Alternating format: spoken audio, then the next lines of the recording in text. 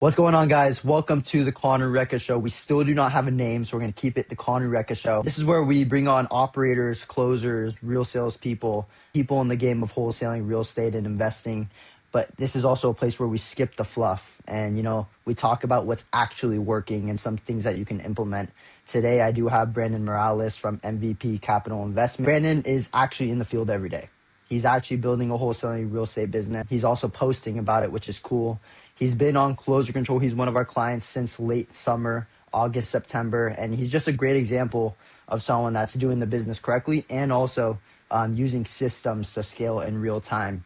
This is going to be a 30-minute short tactical fireside chat focused on what worked in 2025 and then what are you doubling down in for 2026. Let's just jump straight into this. Brandon, I'll give you the ball. Before we jump into this, who will the listeners, those watching this, be learning from today? Yeah, I mean, a big thing is they'll be learning from somebody who's been in the business for a while, who has a lot of knowledge, but is still learning how to build a company. I think it's one thing being in acquisition, hiring and training teams for another company, which is what I was doing. And then I left. Now I'm building my own company. And man, every single week, every single month, I feel like there's something new that I'm learning, like as a business owner compared to just looking at things from like an employee standpoint. Completely different world, but I'm loving it. I'm learning, I'm loving it, I'm growing. And that's exactly why I left my job, was to grow and not have a ceiling. So every day is another opportunity, that's for sure. Another lesson, another win. So we're loving the journey so far. I appreciate it, and it's such a great journey so far. You do post it on social medias. Mm-hmm. Talk about that. You're like posting your journey live. Yeah, I mean, I've been literally documenting from the moment that I quit my job up until I think we're on like week 29. And yeah, I've been documenting everything, like how it's been going, what systems we've been using, when we went from RE Simply to Closer Control, how many signings we have, how much we've closed, how much we have in escrow. Like I document all of it. So if anybody's new and wondering how to start or where to start, you can literally start from my first video and see exactly what I did. You could try to mimic exactly what I did and see how it goes. But yeah, man, I've tried to be as transparent as possible and not leave anything out. You also make it pretty entertaining. So guys, if you guys want to see someone build business, be funny, some sort of short form entertainment, definitely go watch it. We'll plug all of this stuff in the chat and in the description. So Brandon, a lot of people in this game, a lot of people find success in different marketing channels, different sales processes, different systems. Everyone has their own opinions, but you've been running a pretty solid operation in the past 6 months in your own business. What actually made you guys money in 2024? Cold calling has been our bread and butter, and I'll tell you what's really like I don't say kept us afloat because we're doing well. It's honing in on like one market that we can actually learn and master and like plant our roots in. And that's done wonders for us. Like we went into Kansas City, Missouri. We've been there for like 5 months now. And literally every single deal that we've not signed, but every single deal that we've closed so far has been in those markets. So cold calling and consistency in one market has done wonders for us. That's insane. Are your guys cold callers in-house or are they agents? We outsource. I know some people don't like to outsource. I know it's maybe a little bit more expensive than doing it yourself, but yep. I don't have time to like build a cold call team. It's a whole nother business in itself. I don't want to have to do that. I would rather outsource, and as long as the return on investment is where I need it to be, I'm okay with paying a little bit extra. And ROI has been good. I think we're at like 6.5, 6.7x return, which is right where I want. How long did that 6x return? Did it take you a couple months? Was it pretty quick? No, it took a couple months. I think probably like 4 or 5 months. That's super incredible because cold calling alone, it's an outbound marketing channel, but it definitely does have a longer cash conversion cycle. You can almost expect from a maximum to wait 6 to 9 months to really become profitable, right? You did it a lot quicker, so I'm sure there's systems in there. There's things that we can dive deep into. But a 6x return within 6 months, I don't know if you've been with the company for 6 months, but in cold calling alone, that's like super impressive. Mm-hmm. Do you think that comes down to some of your internal sales strategies? Do you think that comes down to the actual agency is just a rock star agency? They train their cold callers well, they generate great leads, or is it all around? How do you think you got like that return so quickly? It's a good question because it wasn't like, obviously when we first started with them, I will say this, they're a great agency. So shout out Leverage Solutions. Definitely want to put them out there. Oh yeah. They understand what a quality lead is, but still, like with cold call, you have to work them. You have to work the lead. So Yep. I think it's a combination of us having consistency in one market, us being able to learn that market, build our buyers list. Like now in that market, we have leverage. Like I can tell a seller confidently, like, hey, we can close in as little as 7 to 10 days. You know, as Mm. long as you can get out, or as long as the house is vacant. Like I know all these other buyers, you know, telling you 30 to 60 days, but we can close quick. So now that we have the buyers who can actually do that, it kind of gives us leverage in these conversations, and that's why we wanted to plant our roots in one market, and it's worked out well. So I think that, plus obviously sales skills, and you know I have another closer who's a killer, plus like a great marketing team with Leverage Solutions has kind of helped us get to where we're at. But at first, like it took a little while. We were getting impatient because we had a couple of deals fall off. So the ROI wasn't looking that great. And we had some deals that had title issues. Fuck, man, like we're getting impatient. And then the deal started to fall. We started to build our buyers list. And then we had a banger that closed before the end of the year. And all of a sudden now we're sitting pretty. So I think Nice. it starts with being consistent and not getting emotional and sticking with your plan, because there were multiple times there where we kind of veered off our plan a little bit and it put a hitch on our business and it slowed us up. And that's one Dude, thing. 100%. Go ahead. No, I say that's one thing I'm learning. That's one thing I've noticed is anytime we've gotten impatient or emotional and like, all right, let's try something else because right now, you know, we're kind of having issues. It's completely slowed us up and not been I guess the best decision. I experienced the same thing when, well, you guys are at a smaller scale, but like for us, we did some drastic emotional changes. We went from 8 cold callers to 0 cold callers within 2 weeks. It was actually insane because we wanted to go all in on inbound. We were like, Yeah. this agency seems perfect. We're in their mentorship and we want to scale. We really want to hit consistent like $60,000-$80,000 months. And we were like, or everyone was telling us like, go inbound, like it works. And PPL was absolute dominating for us. Yeah. And we wanted to like have our own leads instead of, you know, buying it from these other paper lead services, but it didn't go that well. And we ended up coming back to cold calling and getting up to 4 cold callers before we dissolved our business. Mm-hmm. So like, you're right. It's just like going one route, going one direction in one market. And if you can just do that over time and just be consistent and have the systems in there and the team members and the expertise, like you do win. And I think a lot of people jump off the ship or take a turn when they're just like right there to like cracking the solution. Yeah. Yeah. Somebody told me if you're gonna try something, you have to give it at least 6 months. Wholesale, at least. And are you talking about all factors like market 6 months, marketing channels 6 months? Yeah. That's what I've been told. That's what I've been told. I've been told the same thing. So it makes sense. And Yeah. obviously the people who actually do deals, like they're pretty consistent in terms of like where they're doing deals. Yeah. Like there's a lot of nationwide investors and it's cool, but like it's very hard business to run, especially if, you know, you pretty much have to restart the dispositions process every single time you get a deal. And that's what's kicked our ass right now is went nationwide and it hasn't panned out like how we thought it would. And that's good. I mean, for us, it's like, all right, now I know where we stand and I know where we need to improve. And we still have a little ways to go to get to that point. So look at it as a lesson, not a loss. But yeah, going nationwide has kicked our ass the last 3 months. But luckily, we still have our cold callers. We didn't get rid of them, and we're still in Kansas. Nice. We're still locking up deals and assigning deals in Kansas. So it's kept us afloat. What did you guys stop doing from 2025 into 2020 as you go into 2026? Like, did you guys try anything? Did you guys stop asking a specific question? Did you stop giving offers a specific way? Did you guys, you know, let anything go as we went into the new year? That's a good question. As far as let anything go, I would say we're trying. One thing that we're trying to do. Can you hear my baby crying in the back? No, we're good. Okay. All right.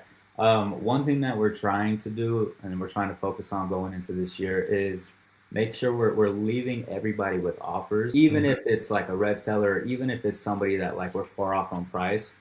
Like if there's any kind of motivation, I want us to at least leave these people with offers, even if the offers reject, and continue to follow up with them, because who knows how many of those will come back later in the year. And I feel like that's something that we weren't doing, and I don't want to say it, I mean, it definitely hurt us, but I think we are disqualifying a lot of people like that. We're super unrealistic, which is like 90% of your leads. So we don't give ourselves the chance to kind of catch some of those people who, real after signing with a bunch of people who never close, that, hey, I am unrealistic. Maybe now I'll accept an offer like this. So that's a big focus going into this year is like, if there's any kind of motivation and they're actually thinking about selling, leave them with some kind of offer, leave them with a good taste in your mouth, be different than these other people. That way, who knows? Maybe they'll come back to us down the road in 2-3 months, but we got to give ourselves that chance. That's a fire strategy. I mean, if you have the systems, if you have the CRM or the follow up to like handle or generate new conversations after they did reject your offer or they did sign elsewhere, that's huge. Cause like, yeah, you're pretty much playing it safe and putting them in a place where like they're going to get text messages and it should revive. Yeah. But my question is the psychology behind it. Let's say like, okay, you're saying you're trying to give as many offers as possible, but obviously the way that you underwrite a seller that really needs to sell is going to be different than how you underwrite a seller who's like kind of maybe they just want to know how much their house is worth. And if they got the magic number, they would actually sell it. There's not true 100% motivation. It's more like 20%. You would underwrite those differently. For the people listening, this is really cool to implement because I think it's super smart to give offers or at least be different, like you said. So what is that strategy? Let's say they're just not that seller that's like actually motivated. How do you underwrite that? Well, that's a good question too. Like there's kind of like a fine line because if there has to be some kind of motivation there. Like if I get on the phone and they're like, oh, I wasn't even thinking about selling, but you guys called me, money talks, so I'll sell for, $1 million. Come on. Like it's not, we'll ask more questions like, hey man, like, let's be honest. If I made you the perfect offer today, can you even see yourself realistically moving in 30 days? Like, let's be honest with each other. Yep. I'm like, nah, I can't, man. Like, I'm not even looking to sell. I'm not even thinking about it. So there has to be at least a minimal amount of motivation. Like, hey, we thought about selling, but we want a good price, and we don't think you guys are going to give it. We're trying to get top dollar or whatever. We'll still leave an offer with something like that, but we're trying not to disqualify too quick. But if there's like 10% motivation there, they're not even thinking about selling. They're just like, give me 200K over Zest or 200K over my value. Sure, I'll talk to you. We're not wasting our time with things like that. Are you but you're also giving multiple exit strategies. You're going cash, creative, novation. Right now, just cash and novation. Okay. How come no creative? Is it just the market? Nothing rents out? So that's one thing I'm glad you bring that up because that's a big reason why us going nationwide hasn't worked out is because we don't do creative, we don't do sub two. And I know how to, but I just don't have enough knowledge. Like I haven't done it in years, and I don't have enough knowledge to like put together that type of deal and feel confident that I'm giving this seller the best solution and I'm not going to put them in a bad position. And I quickly realized that when going nationwide, it's like, damn, a lot of these deals, like, I can only do cash and novation, so I can't assist this person. There's nothing I can do with this. What is your average deal size? Right now, we're probably sitting around 17,000. Yeah, so if you're going sub 2, you're not even making 17,000, so it might not even be worth doing. You know what I mean? Like sub 2 creative finance deals, like you're thinking like 5 to 10K maybe because the entry fee needs to be like super low for these investors buying these deals. It might just not be worth it. And just to touch on that, because again, I might not know everything I need to know in regards to sub 2 and creative, but one, they take a lot of time. There's a lot of explanation, a lot of follow-ups for somebody to go through with a deal like that. And two, and I could be completely wrong in my thinking of this, but I don't like the idea of being attached to a seller long-term because there's payments happening. Like that seems risky to me. I just want to be done with that seller as soon as we close. I don't want anything coming back later down the road. Like I can't even tell you how many leads that I've gotten over the last couple months of sellers who did a sub 2 or a creative deal with somebody that fucked them. So it's like, oh, man, like I can just, again, I don't know how it fully works, so I could be completely wrong, but I could just imagine selling a sub 2 deal or a creative deal to the wrong buyer. The seller gets screwed, and who are they going to call? They're going to call you. I don't want to deal with that. So I don't know. I agree. I 100% agree. We're even in our own business. So we have a house in Hephzibah, which is Augusta, Georgia. We bought it wrong. We were kind of just being like we were just being super aggressive because we just learned creative finance. We just learned how to lease option. So we were like, we're going to buy this house and run a lease option play. Yeah. And now so this house that we have, it's an expensive payment. Long-term rent, it doesn't even it pretty much breaks even. but Yeah. we don't even have a renter in there because our lease option buyer did like left, and we're kind of just paying the mortgage. And like, I'm grateful to God that we can afford that mortgage. Like, it's like Yeah. an $1,800 payment. But had we had assigned this deal to someone else and they couldn't find a renter, and they couldn't pay the $1,800 payment, and then it got foreclosed, and then now that the initial seller who's actually on the loan gets messed up, right? We're in a position where we can mess up the seller right now and come off clean. You know what I mean? And you're right, it happens all the time. So yeah, you're kind of just not playing it safe, but you're just focusing, like you said, on one thing, Yeah. Novation Wholesale. I And like that. So you've been running your business inside of Closer Control since late summer. What changed, like, strategy now that you have like kind of like a more follow up based system that can, talk to 10 times more sellers than just you can alone? Yeah. I think, honestly, I don't think much has changed strategy wise. I would just say now that we're using that system, less stuff is slipping through the cracks and we're able to move more efficiently, which I think has helped tremendously. And it's crazy to say that I just barely figured it out, but I finally figured out how to adjust my KPIs correctly on there Nice. on my dashboard. So now we're tracking everything that we need to track too. So like we're dialed in going to this year. Like I can see exactly what we're doing on a daily basis, and that's great for me to be able to scale. Like we weren't doing that before, or I was trying to, but we didn't have it all the way dialed. And now that we do, I can track exactly what I need to track to be able to say like this is how many we should be signing every week, every month, and Closer Control does all of that, and that's helped tremendously. And even just kind of backtracking a little bit, making more offers, the way we see it Yep. is there's the offer rejected and the offer accepted buttons. Now we have a whole list of people in the offer rejected, and we can spend time, on certain days blasting text to those people, calling them, checking in. Now we have that whole process within Closer Control. So that's a whole thing that we weren't doing before. That because of the CRM and how it's set up, now we can. Absolutely fire. Okay, let's say someone's listening, they don't have Closer Control, and maybe they can't make the investment in their business, or they're just not ready for it.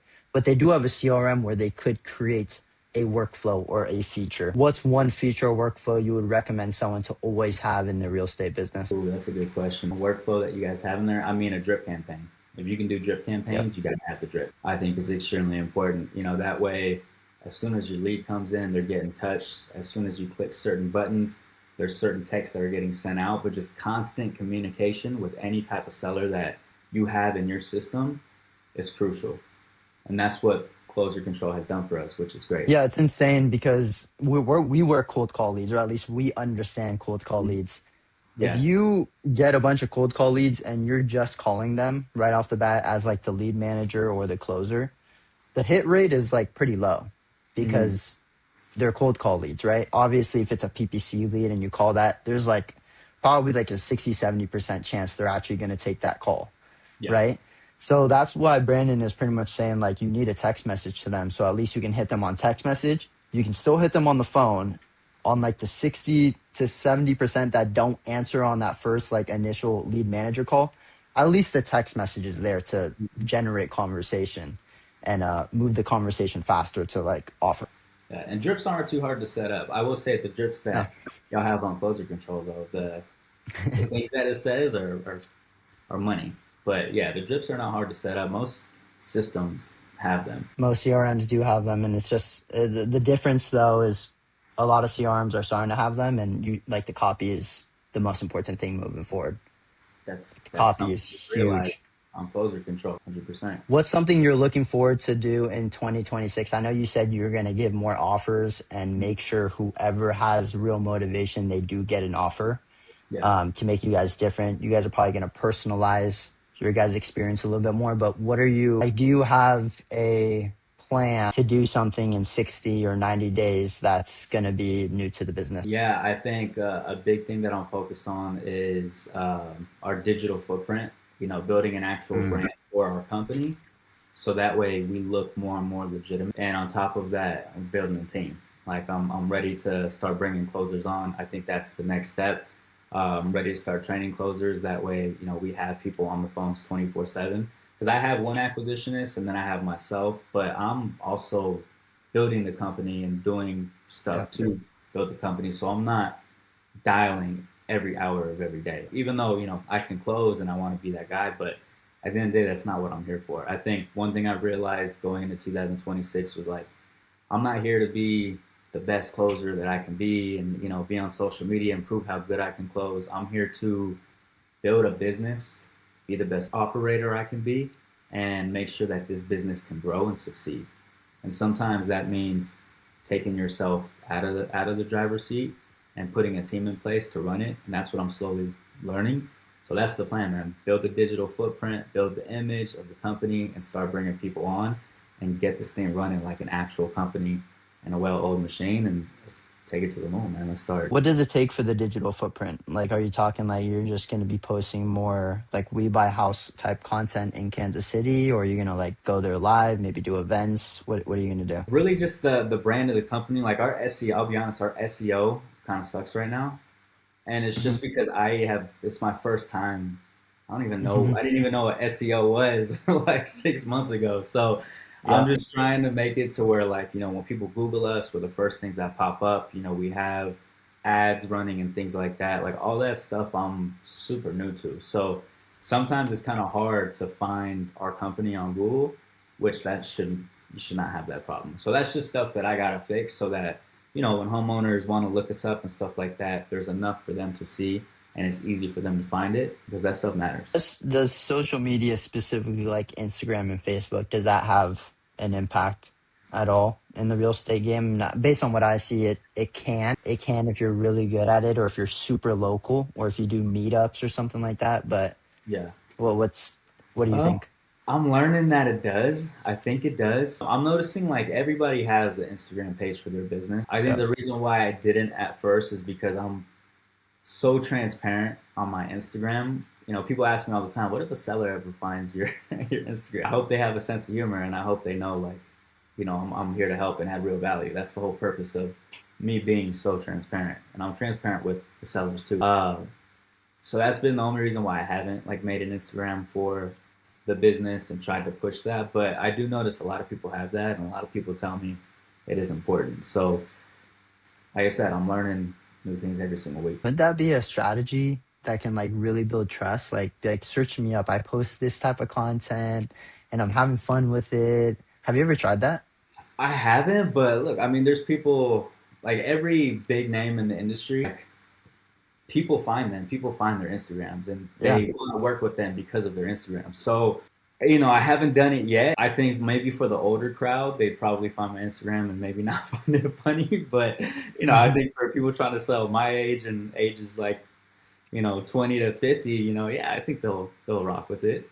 They'll want to work with me, but we'll kind of see how that goes later down the road. Maybe when like you have them under contract and Yeah. like you have it assigned as well. You have the Yeah. contract, you have it assigned, then you're like, hey, I don't know if you're like on social media, but like, if you want to have a laugh, I do post funny content about real estate and you can kind of see what I do. They might like that. I don't know. But See, yeah. I don't know. I'm interested. I'm interested because you post really good content. I feel like it can go for anyone. You know what I mean? Like even someone that's not in the real estate game, but is has their own business, or maybe just like scrolling, they would Yeah. find it really interesting. You make it Well, pretty that's good. entertaining. That's good to know from an outside point of view. Because how I look at it is like, all right, are they going to see my Instagram and be like, oh, this guy is just working out of his home trying to sell my house? Like, what the So heck? that could be the yeah. I don't know. I don't know if it delegitimizes me. Did I say that right? But yeah, that's how I think about Interesting. it. Interesting. It's worth a try. If Yeah. someone's wanting to copy what you're doing, actually, I want to take a step back. I want to go Mhm. into teams. I'm curious about this because there's a lot of guys that are going to be watching this, younger wholesalers, investors, 20, 30-year-old. They also want to build teams. I would say a lot of our clients on closing control, we're at like 198 now. We're about to hit Mhm. 200, which is amazing.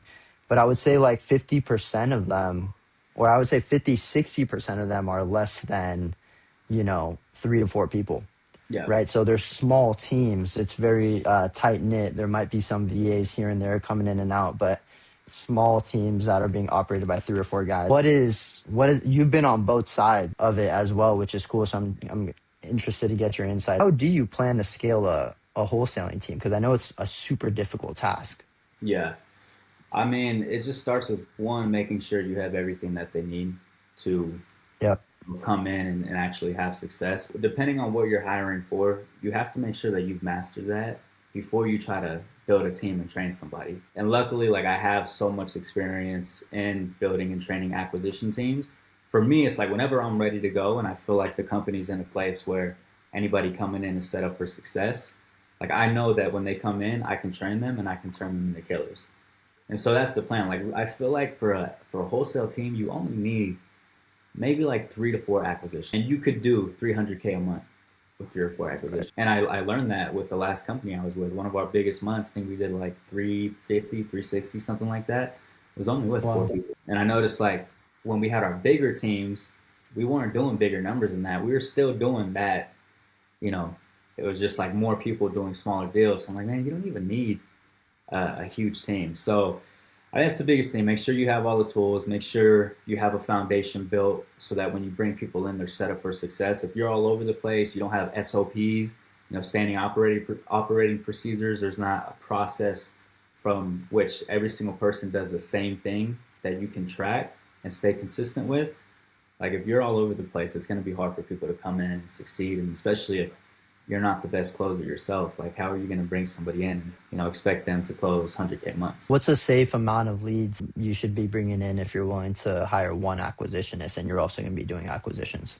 So that's a good question too, and that's something that I'm trying to figure out. But I would say, like, if you have cold callers, you're getting like 20 to 40 leads per caller. I think you probably need at least 3 cold callers per app for them to have enough leads every single day, every single month to be able to generate, enough money for them to do well. Our cold call, when you said 20 to 40 leads, is that per week or is that per month? A cold caller should be getting you 20 to 40 leads. One cold caller, like 20 to 40 leads per month. Per month. Okay. So that And how long? for like 120 leads per app every single month. They should be able to close at least 2 to 3 deals out of that if they're good. Like, so I think that's plenty of leads. Anything over that is plentiful, I feel like. How do you plan on getting talent? How do you plan on like acquiring these guys? You gonna use your social media, or what are you gonna do? Man, that's a good question. I think I would utilize the social media, but I'm also gonna post on Indeed because I'm very big on, and we'll see how it goes, and maybe I'll change my mind on this. I don't like hiring people who have experience or who are already hosting. Wow. So we'll see how that goes. Reason being is because, one, why would you want to come work for my team if you're already doing deals yourself? Like, it makes no sense. They come in with expectations. They want to make $100,000 in the first 3 months. So I would rather bring on somebody that doesn't have experience, that I can mold, that I can turn into a killer, and I can take from 30K a year to 100K a year, because then I'm changing their lives, and those people stay. Those people are loyal. I agree. Even our support team, who are Filipinos from the VA, is super good at go high level, but if they aren't good at go high level, we're okay with taking them on because we want to form them. We want to teach them closer control and only closer control. We don't want them to bring past trauma, past experiences, past habits into the business because usually it's negative. So that's very smart. I would say go find another company, like a high level company that's like doing the numbers that you want. Find their job post for acquisitionists, wipe that whole thing, make it for your own business, and then just post it. It just makes it a lot faster. You don't got to do a lot of thinking. We're going to end this conversation for you guys. As you guys can tell, we're just telling you guys as much information. I'm trying to scrape as much out of Brandon in terms of what he's doing in 2026 so you guys can all be successful.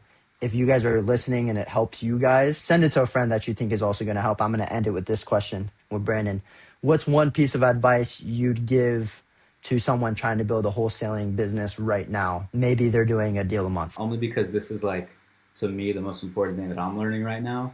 Whatever decisions you're making, be confident in that decision, and you have to stick with it and you have to see it through. I think, again, when we talked about it earlier, like, the biggest mistakes I've made thus far in the company is when I'm getting wishy-washy, I'm getting emotional, and I'm starting to get messy, and I'm not sticking true to what I know is going to work in my plan. So whatever plan you have, stick to it and go all in, hit it 100, and give it time to actually, like, pan out. As long as you can do that, you'll reap the rewards. And that's something that I'm, currently going through right now. And anytime we've stuck it out and we've just waited a little bit longer, like, this was our plan, maybe it's not going well for the first month, let's just stick with it. Second, third month, it always pans out. In due time. That goes for everything, dude. That goes for working out. That goes for, Exactly. Health habits, like it goes Uh, for everything. Guys, use that. Super universal. Okay, cool. Brandon, where can people follow you or connect with you or learn from you? yeah, you can follow me TikTok, Instagram at Brandon Closes Everything. Very cool. All right, brother. Super grateful. Guys, as you guys know, thank you for joining us. Every time you guys see the Conner Rueca Show or whatever name it becomes, That's a good you name. guys already know that it's going to be implementation focused. What information can I get out of these guys? How can you guys implement it? I hope I did a great job today, but I want you guys to know I'm super grateful for you guys all for joining us, and thank you for you as Thanks well, for Brandon. having me, brother. God Appreciate bless, it. brother. You too, bro. Thank you.